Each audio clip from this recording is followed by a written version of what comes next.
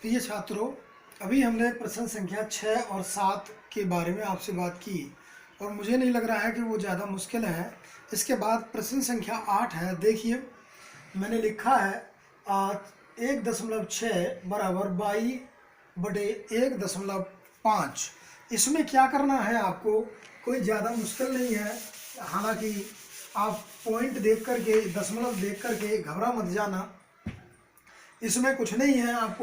आपको वही विधि है जो मैंने आपको पहले बताई थी। क्या करना है, अननोन नंबर जो आपको ज्ञात करना है उस नंबर को आप पहले रखिए। ये आपका ज्ञात नंबर है, ये है 22। उसके बाद आपका जो नंबर दिया है उसको आप क्रम में लगाइए। ये आपका है और ये आपका है, तो ये हो जाएगा आपका 1.6। अब जैसे ये यहाँ पहुँचेगा, इसको हम पक्षांतर, मैंने आपको बताया था, पक्षांतर किया है। तो जैसे ही यहाँ पहुँचेगा ये 1.5 के पास पहुँच जाएगा, तो इसमें आपका गुणा हो जाएगा इस तरीके से। अब आप इसको हल कर लीजिए। हल करेंगे तो बाई इक्वल टू, आप एक काम करिए, पॉइंट छोड़ दीजिए या पॉइंट को रहने दीजिए, सीधा सीधा सिंपल करके आप इस तरीके से गुणा कर लीजिए, इस तरीके से। तो जैसे जैसे आप गुणा करते जाएंगे, मैं आपको एक छोटा सा करके बता देता हूँ। आप सीधा 15 का पहाड़ा 6 तक पढ़े। 15 6 90, 90 का 0, हासिल का 9, 15 एकम 15 और 9 आपके 24 हो जाएंगे। तो इस तरीके से आपका पॉइंट 1 के बाद है तो आप 1 लगा दीजिए। इस तरीके से आपका जो प्रश्न है हल हो जाएगा, जो कि आपका उत्तर होगा। अगर आपको नहीं समझ में आ रहा है तो आप इसे 1-2 बार, 2-3 बार आप प्रैक्टिस में लाइए और गुणा करने की कोशिश कीजिए। जैसे जैसे आप करते जाएंगे आपको समझ में आता जाएगा। ये था प्रश्न संख्या 8 आपका। अब हम बात करेंगे प्रश्न संख्या 9 की। देखिए 9, 10 और 11 सेम है, बिल्कुल आपके 9, 10, 11 सेम है। तो हम अब इस समय 11वां प्रश्न आपके सामने रखते हैं। 11वें प्रश्न में क्या है देखिएगा। 11वें प्रश्न में कोई खास ऐसा नहीं है, वही चीज़ है जो आपको मैंने बताई है, लेकिन आपको ध्यान रखना है कि क्या दिया है और क्या आपको ज्ञात करना है। जैसे जैसे आप समझते जाएंगे आप प्रश्न को हल करते जाएंगे। जैसे दिया है आपको प्रश्न संख्या आपका 9 और 10 आपको खुद करना है। हम बात करेंगे प्रश्न संख्या 11 की। ये दिया है आपको प्रश्न संख्या 11, यानी कि 17 और 17 प्लस 6p बराबर 9। देखिए ये आपको प्रश्न दिया है, तो इस प्रश्न में करना क्या है आपको, कोई खास इसमें कुछ नहीं है। लेकिन एक बात ध्यान रखना, जो आपको दिया है आप उसे रखिए, जो नहीं दिया है आप उसे रखिए। दोनों को आप करेंगे तो आपकी समझ में आ जाएगा। क्या दिया है आपको पहले सुन लीजिए। 9 दिया है, 6p दिया है, 17 दिया है। निकालना क्या है आपको, यानी ज्ञात क्या करना है, p का मान।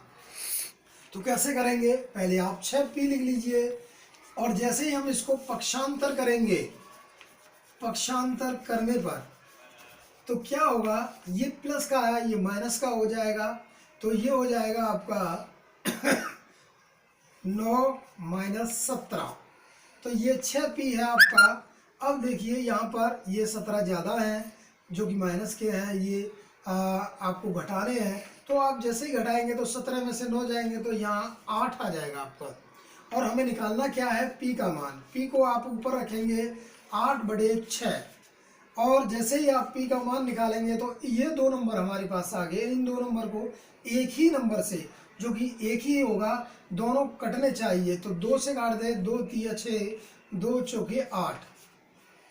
आपका जो उत्तर आया 4/3, जो कि आपका उत्तर होगा।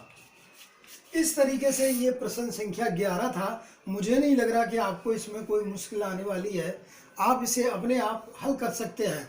इस तरीके से प्रश्न संख्या 12 बचा। 12 में आपको बताता हूँ और इसके बाद ये प्रश्नावली आपकी ख़त्म हो जाएगी और फिर उस अगले जो प्रश्नावली है उसको हम हल करने की कोशिश करेंगे। प्रश्न संख्या 12, ये आपके सामने है। 12 है, आप कोशिश करके देखिए एक बार, अगर होता है तो ठीक है, नहीं होता तो मैं आपको बताने की कोशिश करता हूँ। ये दिया है आपका x/3 प्लस 1 बराबर 7/15। देखिए यहाँ कोई दिक्कत वाली बात नहीं है, ये आपको x दिया है तो सीधी सी बात है, आपको x का मान ज्ञात करना है और कोई खास नहीं है इसमें। प्लस दिया है प्लस लिख लीजिए, अगर आपको माइनस दिया है तो माइनस लिख लीजिए। आप इसको करके देखिए और नहीं समझ में आती है तो प्रश्न संख्या 12 मैं आपको फिर बताऊंगा, लेकिन आपको स्वयं करना है। ये स्वयं करेंगे तभी आपकी ये प्रैक्टिस में आएंगे। और अगर हम इसको जितनी देरी से हम इसको समझने की कोशिश करेंगे उतनी ही देरी में हमारी समझ में आएंगे। इस तरह से प्रश्नावली आपकी 2.1 आपकी खत्म होती है और आगे हम नया अध्याय आपके जो सिलेबस में है उसको आगे बढ़ाएंगे। ये आप इसे जरूर देखें जिससे आपकी समझ में सारे प्रश्न आए। अगर नहीं आते तो आप मुझे एक बार बताइए कि ये प्रश्न समझ में नहीं आया, दोबारा से रिपीट करिए, मैं समझाने की आपको कोशिश करूँगा। आप इसे ज़रूर देखें और जिससे आपका काम आगे बढ़ सके।